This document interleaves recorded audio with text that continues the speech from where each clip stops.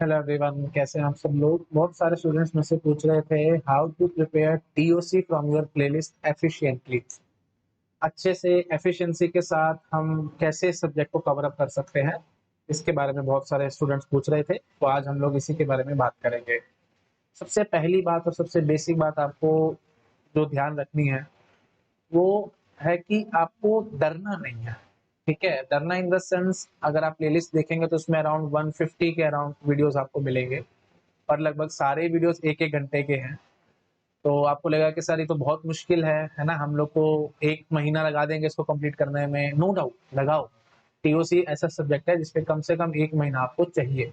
अगर डीप में ढंग से प्रॉपरली प्रिपेयर करना है तो एक महीने से कम में आप नहीं कर सकते इस सब्जेक्ट को कंप्लीट। बहुत बड़ा सब्जेक्ट है, बहुत इंटरेस्टिंग सब्जेक्ट है और बहुत इंपॉर्टेंट भी है गेट पॉइंट ऑफ व्यू से।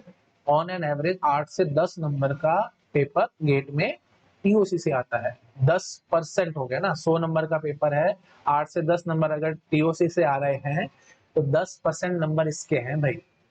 तो मान के चलो बहुत इंपॉर्टेंट सब्जेक्ट है और इसको आपको अच्छे से करना पड़ेगा। टाइम तो लगेगा इसमें। ठीक है, और प्लीज ये मत सोचो कि प्लेलिस्ट लंबी है हमारे को छोटी प्लेलिस्ट से पढ़ना चाहिए।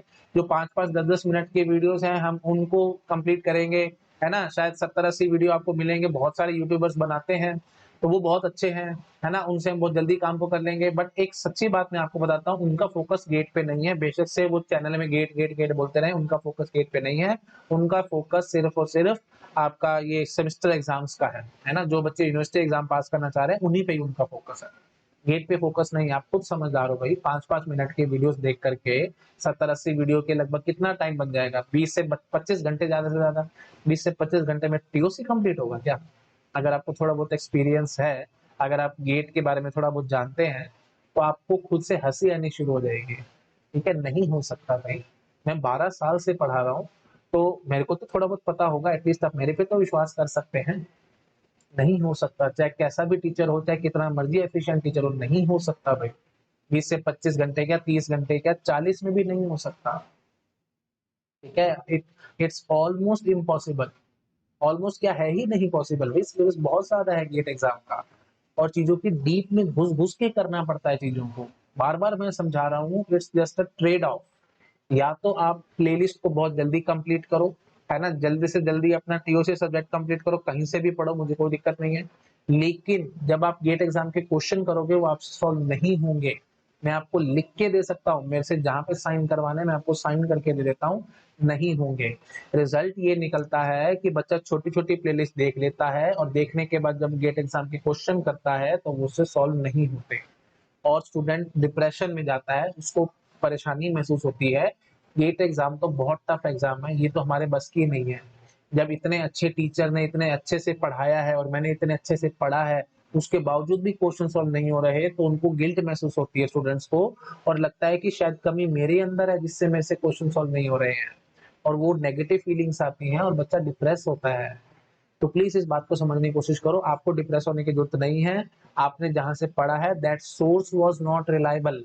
एक सिंपल बात समझाता हूं, अगर आपने कहीं से कुछ पढ़ा है, आपको कितना समझ में आया कितना नहीं आया, वो इस बात से पता लगेगा कि आपसे क्वेश्चन कितने सॉल्व हो रहे हैं। गेट के प्रीवियस ईयर क्वेश्चन उठा करके सॉल्व करने की कोशिश करो।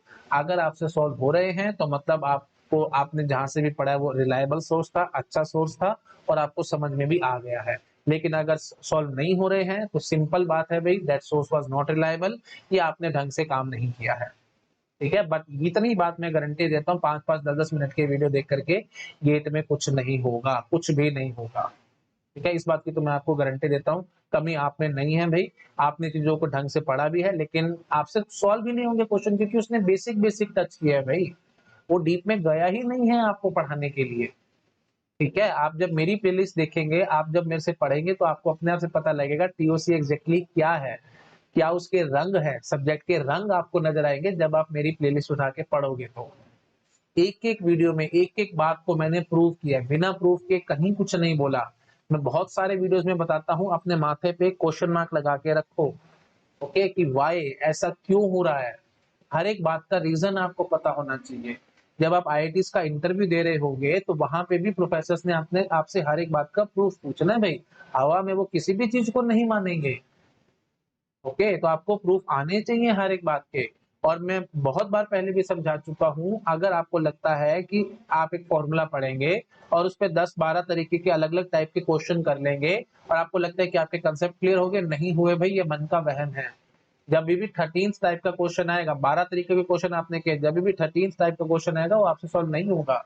और ये मैं नहीं बता रहा, ये फैक्ट बता रहा है भई, मेरा एक्सपीरियंस बता रहा है ये सब कुछ। ये मैं नहीं बता रहा, ये मेरा एक्सपीरियंस बता रहा है। ठीक है, नहीं होता। और जब दिसंबर तक आप जल्दी-जल्दी सिलेबस तो कंप्लीट कर लोगे, लेकिन जब आप जनवरी में टेस्ट सीरीज लिख रहे होगे ना, वहाँ पे आपके नंबर नहीं आएँगे। बहुत सारे बच्चे बताते हैं कि सर हमने बहुत अच्छे से तैयारी करी, बहुत मेहनत करी, बहुत क्वेश्चन सॉल्व किए, लेकिन दिसंबर अब जा चुका है, हमारा सिलेबस कंप्लीटेड है, लेकिन टेस्ट सीरीज के तो क्वेश्चन ही नहीं सॉल्व हो रहे। वो क्वेश्चन इसलिए सॉल्व नहीं हो रहे क्योंकि आपने फॉर्मूले रटे थे और 10-12 तरह के क्वेश्चन किए थे और टेस्ट सीरीज में आपको 13th तरह का क्वेश्चन नज़र आया जो कि आपसे सॉल्व नहीं हो रहा। सबसे बेस्ट वे आउट मैं आपको बताता हूँ, अगर आपने एक्स टीचर से पढ़ा है ना, तो एक्स टीचर की ये टेस्ट सीरीज मत लेना, क्योंकि जिस टीचर से पढ़ा है वो उसी टाइप के क्वेश्चन उठा के डालेगा और आपसे सॉल्व होंगे और आपके मन में वहम आ जाएगा कि हाँ मेरी तो तैयारी हो गई। तो बेटर है एक्स टीचर से पढ़ो और वाई टीचर की टेस्ट सीरीज दो, ताकि वाई टीचर का भी नजरिया आपको समझ में आए कि वो किस तरह से पढ़ाता था और उसके किस तरह के क्वेश्चन बन रहे हैं। बात समझ रहे हो? तो प्लीज इस बात को समझने की कोशिश करो, क्योंकि एक्स से पढ़ने के बाद जब आप वाई की प्लेलिस्ट करोगे तो आपको समझ में आएगा वैरायटी क्या होती है क्वेश्चंस की। ओके, और अगर आपने एक्स टीचर से पूरा प्रॉपर डिटेल में विद प्रूफ चीजों को पढ़ा हुआ होगा, तो वाई क्या, जेड क्या, डब्ल्यू क्या, कैसे भी तरह किसी भी का भी यू कैन से प्लेलिस्ट उठा के देख लेना, सॉरी किसी की भी टेस्ट उठा के देख लेना, आपसे सारे क्वेश्चन सॉल्व होने शुरू हो जाएंगे। क्योंकि अगर आपने प्रूफ कर लिया ना, आप जड़ को पकड़ गए हो, आप बेस को पकड़ गए हो, और अगर आपने बेस को पकड़ लिया तो उसके बाद तो कोई टेंशन ही नहीं है भाई। कैसे भी कोई भी तरीके का क्वेश्चन आएगा वो आपसे सॉल्व जरूर होगा। मेरे हर एक वीडियो में आपको प्रॉपर एक मैथमेटिकल बैकग्राउंड मिलेगा। हर एक वीडियो में टीओसी का जब भी आप प्लेलिस्ट उठा के देखोगे ना, हर एक वीडियो में मैथमेटिक्स किसी ना किसी तरीके से है, क्योंकि ये सब्जेक्ट ही मैथमेटिकल है। ओके, और बहुत सारे टीचर्स क्या करते हैं, इस चीज को इग्नोर कर देते हैं, है ना, मैथमेटिक्स को बीच में से उड़ा देते हैं। सिंपल सिंपल कंसेप्ट आपके आगे आपको दिखा देंगे, आपके आगे परोस देंगे कि लो जी इतना आसान कंसेप्ट है, आप भी पढ़ लोगे, आपको भी बहुत मजा आ जाएगा, आपको भी लगेगा कि हाँ मेरा कंसेप्ट क्लियर हो गया। लेकिन गेट एग्जाम का क्वेश्चन सॉल्व नहीं होगा, क्योंकि वहां पे तो वो अगली बातें पूछी होंगी, मैथमेटिक्स पूछी होगी। तो इसलिए मैं बताता हूँ जितना भी कंसेप्ट, जैसा भी कंसेप्ट है, जितना भी अगली है, मैं उसको उतना ही अगली तरीके से पढ़ाता हूँ और प्रॉपर मैथमेटिक्स घुसा करके पढ़ाता हूँ, ताकि चीजें एकदम क्रिस्टल क्लियर रहें। सब कुछ छोड़ो, इतनी बात करो, डिसाइडेबिलिटी जो सबसे डिफिकल्ट टॉपिक लगता है ना बच्चों को टीओसी में, आप एक बार डिसाइडेबिलिटी का टॉपिक मेरे से पढ़ के देखो, फिर आपको पता लगेगा एग्जैक्टली वो क्या है। ए टू जेड मैथमेटिकल है भाई, ए टू जेड। ठीक है, राइस थ्योरम के बारे में मेरे पास बहुत कमेंट्स आए थे जो बहुत डिफिकल्ट लगती है बच्चों को, और राइस थ्योरम को मैंने प्रॉपर मैथमेटिकल स्टाइल से पढ़ाया है। प्रॉपर्टी क्या होती है मैंने वो समझाया है, any non trivial property of recursive enumerable language is undecidable, ये उसकी स्टेटमेंट है डबल कोट्स में। अब बहुत सारे टीचर बस ऐसे बोल के भाग जाते हैं, मैंने वर्ड बाय वर्ड एक्सप्लेन किया प्रॉपर्टी का बेसिक मतलब क्या है, प्रॉपर मैथमेटिक्स के साथ लिंक करके। फंक्शन होता है भाई, प्रॉपर्टी इज अ फंक्शन, जो मैथमेटिक्स में आप पढ़ते हो। ठीक है, अभी मैं ज्यादा ऑब्वियस सी बात है वो सब नहीं पढ़ा सकता, आपको प्लेलिस्ट में जाकर के देखना पड़ेगा। ओके, एक एक बात को मैंने ढंग से क्लियर किया है और विद मैथमेटिकल बैकग्राउंड क्लियर किया है, इस बात को समझो। अगर आपने विद मैथमेटिक्स ढंग से चीजों को पढ़ा है ना भाई, कंसेप्ट को ढंग से पढ़ा है, जितना अगली कंसेप्ट है उसको उतने ही अगली तरीके से पढ़ा है, एक्चुअल कंसेप्ट पकड़ा है, मेन बात यह है एक्चुअल कंसेप्ट अगर आपने पकड़ा है, कैसा भी क्वेश्चन कोई भी आ जाए बड़े आराम से अटेम्प्ट करोगे, इस बात की मैं गारंटी लेता हूँ। ठीक है, राइस थ्योरम एक ऐसा टॉपिक है जिससे लगभग हर बार गेट एग्जाम में क्वेश्चन पुट हो रहा है। अनडिसाइडेबिलिटी से भी लगभग हर बार एक नया क्वेश्चन पुट हो ही रहा है ना, ऑब्वियसली राइस थ्योरम भी अनडिसाइडेबिलिटी का ही पार्ट है। मेन बात क्या है, अनडिसाइडेबिलिटी से 2 से 3 क्वेश्चन आते हैं गेट एग्जाम में और एक क्वेश्चन अनडिसाइडेबिलिटी का राइस थ्योरम से लिंक जरूर होता है। एक या दो क्वेश्चन जरूर लिंक होते हैं, कई बार तो सारे सारे क्वेश्चन ही राइस थ्योरम से आते हैं। ठीक है, तो मैंने बहुत डिटेल में बहुत ढंग से चीजों को पढ़ाया है। अब एक बात ये सोचो, अगर मैथमेटिकल बैकग्राउंड के साथ मुझे चीजें पढ़ानी है तो टाइम तो लगेगा ना भाई, ऐसे तो नहीं मैं कर सकता ना हवा में चीजों को उड़ा दूं। बाकी जैसे आपको बाकी जगह पे नजर आ रहा है कि चीजों को हवा में उड़ा दिया जाता है, बस थोड़ा थोड़ा ऊपर ऊपर से पढ़ा के भाग जाते हैं, उस टाइप से मैं नहीं चलता भाई, तो टाइम लगेगा। और दूसरा एक फैक्ट और बताता हूँ मैं, देखो टीचर बुरे नहीं होते, कई बार प्रॉब्लम क्या होती है, जिस भी कोचिंग में वो पढ़ा रहे होते हैं ना, हर एक कोचिंग वाला क्या करता है, देखो पर आवर बेसिस पे पेमेंट करता है टीचर को, इस बात को समझो। मैं ये बातें मुझे पब्लिकली बोली नहीं चाहिए, लेकिन जो फैक्ट है वो बच्चों के आगे आना चाहिए, इसलिए मैं आपके सामने बात कर रहा हूँ। मैंने भी बहुत सारी कोचिंग में पढ़ाया है, मुझे भी पता है किस तरह से वहाँ पे काम होता है, पर आवर बेसिस पे होता है। और तो जो भी ऑनर होता है जो भी कोचिंग का, वो पहले ही बता देता है मेरा इतना बजट है, मैं आपको 40 आवर्स के अराउंड में दे सकता हूँ, इससे ऊपर मैं आपको नहीं दे सकता। अब प्रॉब्लम ये आती है कि 40 घंटे में टीचर को खत्म करना, तो क्या करेगा भाई? ये सबसे बड़ी दिक्कत है ना। मैंने भी पढ़ाया है, 40 घंटे 50 घंटे में टीओसी कंप्लीट कराया है, कई की बार तो 30 आवर्स में भी कराया है, और वर्स्ट केस में तो 20 घंटे में भी मैंने पढ़ा रखा है टीओसी। तो क्या करे भाई, कोचिंग वाले के पास बजट नहीं है, वो अलाउ ही नहीं करा, तो मैं क्या करूंगा भाई, मेरे को तो पढ़ाना पड़ेगा मजबूरी में। तो क्या होगा, सारी बातें स्किप हो जाएंगी, है ना। सिंपल बेसिक बेसिक बातें बता बता के भाग जाओ, और क्या करो, वो खुद ही बोल देते हैं बेसिक बेसिक पढ़ा दो सर, बाकी बच्चे अपने आप देख लेंगे। इससे कड़वी बात में और क्या बोलूं, क्योंकि आजकल सब कमर्शियलाइजेशन है ना, ये सब प्रॉब्लम पैसा की है, सबसे बड़ी दिक्कत ही पैसा है, मनी है। अब यहाँ पे मेरे को फ्रीडम है, इस बात को समझने की कोशिश करो। यूट्यूब पे मेरे को फ्रीडम है, यूट्यूब ये नहीं कह रहा है मेरे को कि इतने वीडियो डालो उतने वीडियो डालो, जितने डाले हैं उतने डालो, कोई प्रॉब्लम नहीं, कहीं कोई दिक्कत नहीं है। और मैं आप किसी कोचिंग के अंडर काम नहीं कर रहा हूँ, मेरे को कोई दिक्कत नहीं है, जितना मेरे को आता है, जितनी मेरे को नॉलेज है, मैं वो सारी देता जा रहा हूँ आपको। तो जो कुछ मिल रहा है ना, उसको वैल्यू करो भाई, this is a pure gold mine. बच्चे मेरे को बहुत बताते हैं सर गोल्ड माइन है ये, ठीक है। तो इस गोल्ड माइन में से जितना गोल्ड निकालना है उतना निकाल लो, बहुत फायदा होगा भाई। गेट एग्जाम में बैठे बैठे मेरे को याद करोगे कि सर आपने जो चीजें बताई थी वो सारी ऐसी गेट एग्जाम में आ रखी हैं। और बताऊं मैं आपको, मैं ऐसे भी नहीं करता कि एक एक कंसेप्ट को पढ़ा रहा हूं तो पीछे से कुछ लिंक नहीं करूंगा, मैं आगे पीछे सब लिंक करके पढ़ाता हूं। इसका फायदा ये होता है कि जब भी कोई नया बच्चा मेरे वीडियो को देख रहा होगा, तो उसको ये नहीं लगेगा कि कंसेप्ट सारा हवा में वो सिर के ऊपर से चला गया। उसको सारी बातें समझ में आएंगी, क्योंकि अगला पिछला ये एक एक्स कंसेप्ट है, उसका लिंक थोड़ा बहुत वाई और जेड से है, तो मैं वाई और जेड को सारा रिपीट कर दूंगा एक्स एक्स कंसेप्ट को पढ़ाते टाइम। समझ पा रहे हो, वीडियो है एक्स कंसेप्ट के बारे में, अब वाई और जेड साथ साथ उसके लिंक हो रहे थे, थोड़ा थोड़ा उनका यूज हो रहा था, तो मैं वाई जेड को भी रिपीट कर दूंगा, इसलिए फिर वीडियो थोड़े से लंबे हो जाते हैं। अब वाई जेड नो डाउट मैं पहले पढ़ा चुका हूँ, अब उससे जो भी बच्चा मेरे से पहले पढ़ चुका होगा वो उसको और ज्यादा मजा आएगा। जब मैं एक्स कंसेप्ट पढ़ा रहा हूँ, वाई जेड को रिपीट करा रहा हूँ, तो उसकी सारी रिविजन हो जाएगी, ठीक है। और जो नया बच्चा होगा उसको वैसे भी समझ में आ जाएगा, तो इसलिए मैं चीजों को आगे पीछे लिंक करके चलता हूँ, ठीक है, ताकि किसी को कोई परेशानी ना आए और कंसेप्ट एकदम क्रिस्टल क्लियर हो जाए।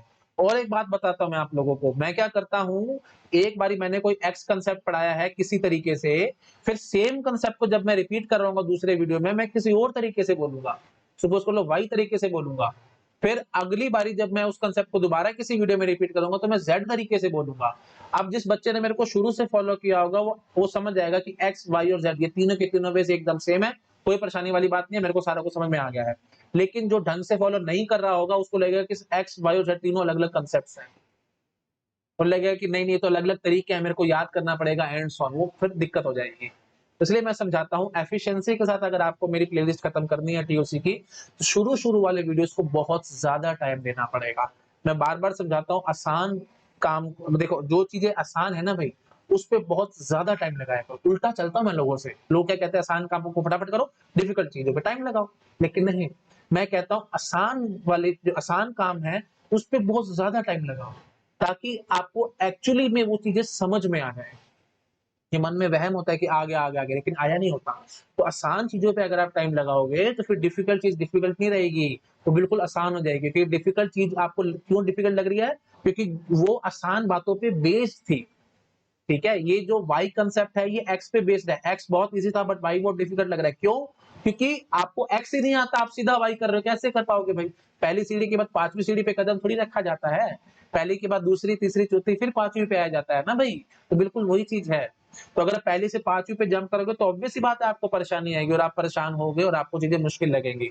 लेकिन अगर आप पहली दूसरी तीसरी चौथी पांचवी ऐसे चढ़ोगे, तो कोई दिक्कत ही नहीं है, आपको पता भी नहीं लगेगा, चलते चलते आप पांचवी सीढ़ी पे पहुंच जाओगे, ठीक है। तो इसलिए मैं चीजों को लिंक करके आराम आराम से धीरे धीरे पढ़ाता हूँ, है ना। तो आपको भी टाइम लगाना पड़ेगा, ओके। ऐसे मत करो, जल्दबाजी में चीजों को करो, ओके। तो आसान जो चीजें हैं, जो मेरा टॉपिक था मैं उससे भटक गया, जो मेन बात मैं यहाँ पे ये समझाना चाह रहा था, तो शुरू शुरू के वीडियोस होते हैं ना जो आसान लगते हैं आपको, उनको हवा में मत उड़ाओ, उन पे पूरा डिटेल में पूरा जोर लगा के उनको पढ़ो, बार बार करो चीजों को। जितना डीप में मैं जाने की कोशिश कर रहा हूँ, उससे ज्यादा डीप में जाकर के आप काम करने की कोशिश करो, ठीक है। उसके बाद जब मैं डिफिकल्ट चीज पढ़ा रहा हूँ ना, आपको डिफिकल्ट नहीं लगेगी, आपको बहुत आसान लगेगी, और चाहे मैं जो पहला कंसेप्ट जो मैंने पढ़ाया था, आपने उसपे बहुत ज़्यादा टाइम लगाया है, अब मैं उसको तोड़-मरोड़ के कितने भी तरीके से बोलूँगा, आप एक झटके में पकड़ोगे, अच्छा सर तो इसी की बात कर रहा है, ये तो आसान था, मेरे को तो आता है। तो जो 1 घंटे का वीडियो होगा इफेक्टिवली आपके लिए 30 टू 35 मिनट्स का रह जाएगा, क्योंकि बाकी 30 मिनट्स तो मैंने पुरानी बातें रिवाइज़ कराई होती है वीडियो के अंदर। ठीक है? तो ये की तरीका है, ये की रोल है, ये की वे है, जिससे आप मेरी प्लेलिस्ट को एफिशिएंटली खत्म कर सकते हैं। शुरू-शुरू के वीडियोज़ को आपको बिल्कुल भी हवा में नहीं उड़ाना, शुरू-शुरू के मतलब कोई भी नया कांसेप्ट है, कोई भी नया टॉपिक मैं शुरू कर रहा हूँ, उसकी स्टार्टिंग जो बैकग्राउंड वीडियो होगा, उसको आपको बिल्कुल हवा में नहीं उड़ाना। पूरा ढंग से पढ़ना है, पूरा ढंग से नोट्स बनाने हैं। उसके बाद फिर जब मैं डीप में जाऊँगा कांसेप्ट्स में, जो अगली चीज़ें होती हैं, मैथमेटिकल चीज़ें होती हैं, वहाँ पे आपको परेशानी नहीं आएगी। आप बहुत जल्दी उन बातों को पकड़ोगे। और जो बेसिक कांसेप्ट्स थे, चाहे मैंने उसको 50 तरीकों से तोड़-मरोड़ के बोला होगा, आप वो सारे तरीके पकड़ जाओगे। और ये मेरी मजबूरी है, पता है? मैं टाइम पास नहीं कर रहा हूँ, ये मेरी मजबूरी है ऐसे-ऐसे अलग-अलग तरीकों से बोलना। क्योंकि गेट एग्ज़ाम में सीधे क्वेश्चन नहीं आएँगे, बार-बार समझाता हूँ गेट एग्ज़ाम को वरदान है। वो सीधी चीज़ें नहीं पूछेगा आपसे, फ़ॉर्मूला दिया, आंसर निकाला, ये आपके बीटेक के पेपरों में होता है, एग्ज़ाम्स में कि हाँ जी, फ़ॉर्मूला रट लिया, उसकी क्वेश्चन कर लिया, एंड सो ऐसे बात नहीं बनने वाली गेट एग्ज़ाम में ऐसी बात। फॉर्मूला रट के जाओगे तो बहुत परेशानी महसूस होएगी, क्योंकि आपको उसका बेस नहीं पता होगा। फिर गेट एग्ज़ाम में क्वेश्चन कुछ ऐसा ट्विस्ट होके आएगा जो आपसे सॉल्व नहीं होगा। बार-बार समझाता हूँ, एक फॉर्मूला है, आपने उसको रट लिया, 12 तरीके के क्वेश्चन कर लिए, 13th वे का क्वेश्चन आएगा, वो आपसे सॉल्व नहीं होने वाला। ओके? तो फाइनली अब मैं आपको समरी दे रहा हूँ, जो बेसिक मैंने ये वीडियो आई थिंक कितनी देर का हो गया, 15-16 मिनट का हो गया है। हाँ, तो समरी फाइनली यही है, एफिशिएंटली अगर आप काम करना चाहते हो, पहली बात तो आपको डरना नहीं है। प्लेलिस्ट को देख करके कि 150 वीडियो कैसे कंप्लीट होंगे। इसमें पहली बात तो काफ़ी सारे वीडियो गेट एग्ज़ाम के क्वेश्चन्स के भी हैं। तो वो नंबर्स आपको ज़्यादा डिफिकल्ट नहीं लगेंगे। जितने भी वीडियोज़ होंगे गेट एग्ज़ाम के क्वेश्चन वाले वो बड़े आराम से सॉल्व होंगे, क्योंकि बहुत सारे बच्चे बताते हैं, सर आपसे कंसेप्ट पढ़ लेते हैं ना, उसके बाद गेट के क्वेश्चन तो केक वॉक की तरह लगता है, सीधे-सीधे सॉल्व होते जाते हैं। तो वो सब वीडियोज़ आप बहुत स्पीड से फॉरवर्ड कर के आप 2x पे देख करके स्पीड से ओवर कर सकते हो सब वीडियोज़ को। इनमें आपको दिक्कत नहीं आएगी। बट देखना ज़रूर है, क्योंकि मेरी अप्रोच आपको समझ में आनी चाहिए, क्योंकि क्वेश्चन्स को अप्रोच करना अगर आपको आ गया, तो फिर गेट एग्ज़ाम में प्रॉब्लम नहीं आएगी, नहीं तो आप फँसोगे। तो बेटर है मेरी अप्रोच साथ-साथ देखते जाओ, स्किप नहीं करना किसी भी वीडियो को। गेट एग्ज़ाम के जो भी मैंने क्वेश्चन प्रीवियस ईयर क्वेश्चन करा रखे हैं, उनको भी देखना है, और कांसेप्ट तो ऑब्वियस सी बात है देखने हैं। ठीक है? हाँ जी, और ईज़ी कांसेप्ट पे ज़्यादा टाइम लगाना है। जब मैं बेसिक कांसेप्ट शुरू कर रहा हूँ ना, बैकग्राउंड बना रहा हूँ ना, उस पे आपको बहुत टाइम लगाना है। उसके बाद जब मैं डीप में जाऊँगा, मैथमेटिक्स में घुसूँगा, आपको प्रॉब्लम नहीं आएगी। आप बड़े आराम से चीज़ों को पकड़ चुके होगे, तब तक आपकी पकड़ बहुत मजबूत हो चुकी होगी। ठीक है? इस तरीके से चलोगे, तो बहुत जल्दी आप प्लेलिस्ट को कंप्लीट कर पाओगे, कोई परेशानी नहीं आएगी। और बार-बार समझा रहा हूँ, इट्स अ ट्रेड ऑफ। अगर आपने छोटी प्लेलिस्ट करी है, तो उसके बाद गेट एग्ज़ाम के क्वेश्चन जब आप सॉल्व करोगे, वहाँ परेशानी महसूस होएगी।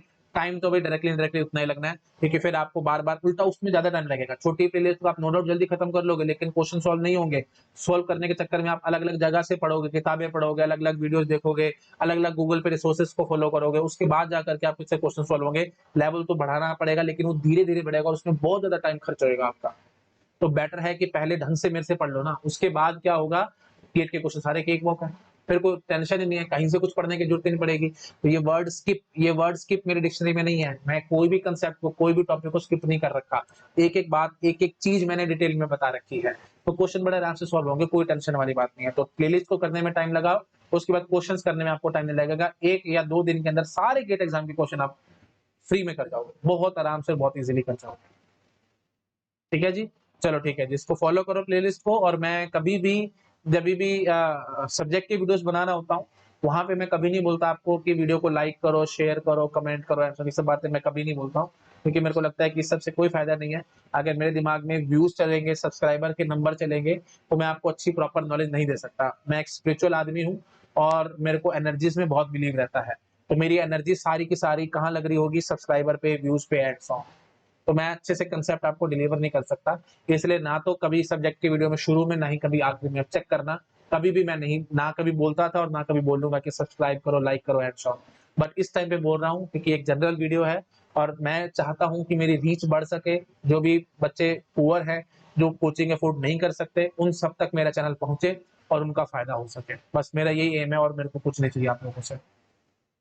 3 साल का मेरा बेटा है मिबान, जितना प्यार मैं उससे करता हूँ, उतना ही मैं आप लोगों से करता हूँ। मैं अपने बच्चे से कभी ज़िंदगी में कुछ नहीं माँगूँगा, ऑब्वियस सी बात है। ऐसे ही मैं आपसे भी कभी कुछ नहीं माँगूँगा। आपका मन करता है मुझे कुछ देने का, कुछ डोनेट करने का, तो आपको डिस्क्रिप्शन में मेरी यूपीआई आईडी मिल सकती है। आप उसपे जो चाहें आप डोनेट कर सकते हैं। ठीक है जी? चलिए ओके, ठीक है, thank you so much, bye bye. और शेयर करो भाई इसको, है ना, ताकि फायदा ये होगा, बहुत सारे बच्चों तक ये पहुंचेंगे वीडियोस और बहुत सारे बच्चे इससे फायदा उठा पाएंगे। ठीक है, सोशल वर्क कर रहा हूँ तो आपको भी थोड़ा बहुत करना चाहिए।